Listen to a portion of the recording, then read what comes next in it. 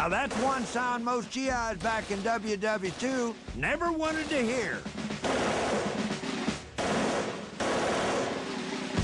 It's the Machine Gewehr 1942, or mg42 for short. And that unmistakable menacing report quickly earned it the nickname Hitler's Buzzsaw.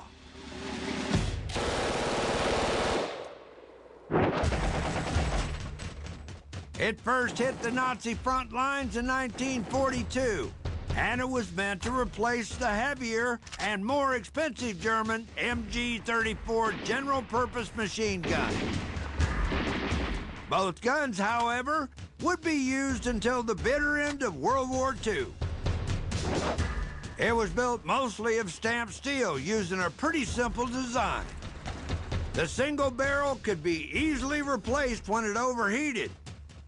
Belt-fed 7.92 millimeter ammo could be quickly loaded using an ingenious bolt locking system that later weapons like our famous M60 copied.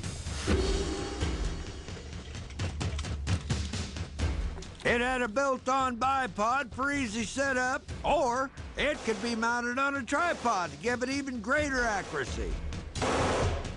But what made this Kraut masterpiece a force to be reckoned with was its undeniable firepower.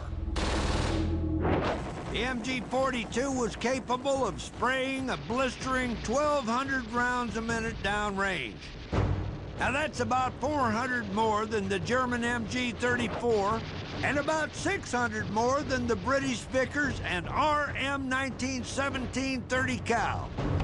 A crew of 3 serviced the weapon: 1 trigger man, 1 ammo loader, and a spotter.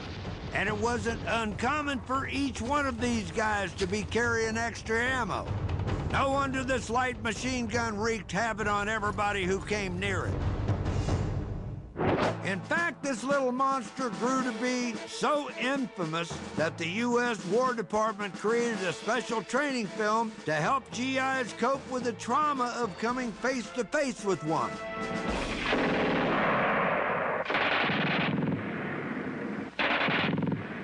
That thing sprays a lot of lead. Well, so it does have a high rate of fire. Does that mean it's a better fighting weapon than ours? Here's where we get the answer. When your target is out... I'm not gonna bore you with the entire flick, but the short and skinny of it is that the German weapons might be faster, but ours are a lot more accurate.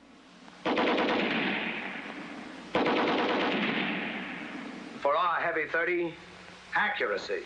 Yours always go way. Now, I got a feeling that this little experiment was stacked in our favor, and I ain't sure if it helped our boys get the job done or not. The one thing I do know is, in the end, our boys adapted and overcame. But just to make sure, I better see for myself what all the fuss is about with the mg42. Now, we don't exactly have real-world conditions here, but this is a fully operational vintage mg42. And those are juicy, ripe watermelons. And that's real enough for me, so let's go.